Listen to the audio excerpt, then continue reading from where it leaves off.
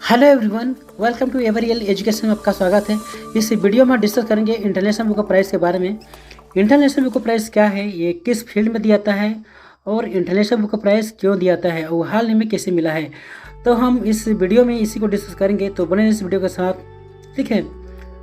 तो चलिए शुरू करते हैं इस वीडियो लेसन को। इंटरनेशनल बुक अवार्ड दिया जाता है, इंटरनेशनल बुक प्राइज़ अभी हाल ही में दिया गया है गीतांजलि श्री को। गीतांजलि श्री एक भारतीय लेखिका हैं जिसको उनके जो नॉवेल हैं उनके लिए दिया गया है। उनके जो नॉवेल का नाम है टाइम ऑफ सेंड, ठीक है, और इसीलिए इसको दिया गया है पुरस्कार, टाइम ऑफ बुक पर दिया गया है।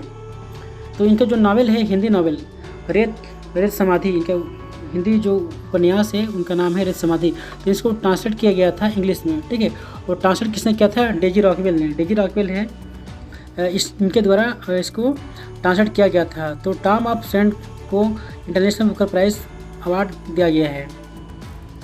तो गीतांजलि श्री को अगर हम देखेंगे, उसको जानना चाहेंगे, तो गीतांजलि श्री बर्न कहाँ हुई थी? इनका जो जन्म हुआ था मणिपुरी यूपी से हुआ था, ठीक है। तो गीतांजलि श्री यूपी से रिलेटेड हैं। तो इनके जो पापा हैं सिविल सर्वेंट थे, ठीक है। उन्होंने अपनी पढ़ाई जवाहरलाल नेहरू यूनिवर्सिटी से की थी और वो दावा कर रहे थे कि जो उनके जो बुक हैं वो इंग्लिश में नहीं है, ठीक है। तो ऐसे में जो बहुत सारे जो इंग्लिश के जो रीडर्स हैं उनको उनके जो बुक हैं वो अवेलेबल नहीं थी, तो इसीलिए इसको इंग्लिश में ट्रांसलेट कराया था, ठीक है। उनका जो अधिकतर कनेक्शन रहा है वो हिंदी भाषा से रहा है, हिंदी लैंग्वेज से रहा है, ठीक है, क्योंकि वैसे भी उस क्षेत्र में अधिकतर हिंदी भाषी लोग ही रहते हैं। तो गीतांजलि श्री के जो परिवार है, उनका फैमिली है गाजीपुर से डिस्ट्रिक्ट से रिलेटेड हैं, जहाँ उनका गाँव है गोंदापुर विलेज, ठीक है, गंदौर विलेज। तो गीतांजलि श्री वाज आल्सो नाम है जी गीतांजलि पांडे, ठीक है। तो उनका जो नाम है गीतांजलि पांडे है।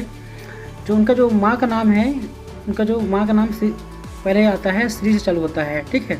तो गीतांजलि का नाम के पीछे फिर जो श्री लगा हुआ है, तो उनके माँ का फर्स्ट नाम है गीतांजलि श्री, ठीक है। तो इसलिए अपने नाम में गीतांजलि श्री यूज करती है। उनका जन्म हुआ था 1957 में।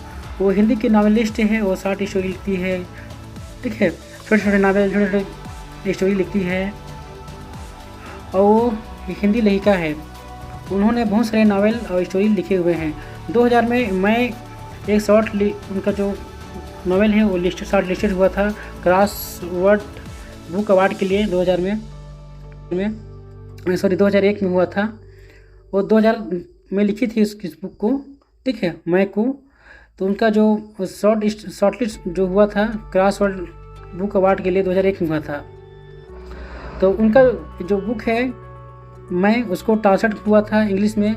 नीता कुमार है, उन्होंने इसको ट्रांसलेट किया था, फिर इसको रिपब्लिश किया गया न्योगी बुक्स के द्वारा 2017 में, ठीक है। और 2022 में भी रेत समाधि जो 2008 में इसको ट्रांसलेट किया गया था, 2018 में इसको ट्रांसलेट किया गया था। तो अभी टाइम ऑफ सेंड के नाम से जाना जाता है रेत समाधि, ठीक है, जिसको ट्रांसलेट किया था डेजी रॉकवेल ने। डेजी रॉकवेल ने इसको अच्छे से ट्रांसलेट किए हैं, ठीक है। तो इंटरनेशनल बुकर प्राइज़ क्या है, तो इसको समझ लेते हैं। इंटरनेशनल बुकर प्राइज़ इसको फॉर्मली जाना जाता है मैन बुकर इंटरनेशनल प्राइज़ के बारे में, ठीक है। ये इंटरनेशनल लेवल पे जो लिटरेरी अवार्ड है, फिर लिटरेचर के क्षेत्र में दिया जाता है। ये होस्ट किया जाता है यूके के द्वारा, ठीक है। जो इंट्रोडक्शन है इसका 2004 में मैन बुकर अवार्ड के लिए अनाउंस हो गया था कि ठीक है मैन बुकर पुरस्कार दिया जाएगा लिटरेचर के क्षेत्र में, ठीक है। तो इसको स्पॉन्सर करता है मैन बुकर ग्रुप। 2 साल के गैप में इसको इस पुरस्कार को दिया जाता है। तो ऐसे व्यक्ति को दिया जाता है पुरस्कार जो अदर हो, राइटर हो, ठीक है, वो किसी भी देश का हो सकता है, चाहे आप यूएस के हो, अमेरिका का हो, इंडिया का हो, ठीक है, या फिर यूके का हो। अगर आपका बुक है इंग्लिश में लिखा हुआ है या फिर इसको इंग्लिश में ट्रांसलेट किया गया है या फिर किसी भी माध्यम से आप बुक को लिखे हैं, उसका ट्रांसलेशन अगर इंग्लिश में है तो वो बुक इंटरनेशनल बुकर प्राइज़ में आ सकता है, ठीक है। तो इंटरनेशनल बुकर प्राइज़ दिया गया है हाल ही में टाइम ऑफ सेंड बुक को, ठीक है।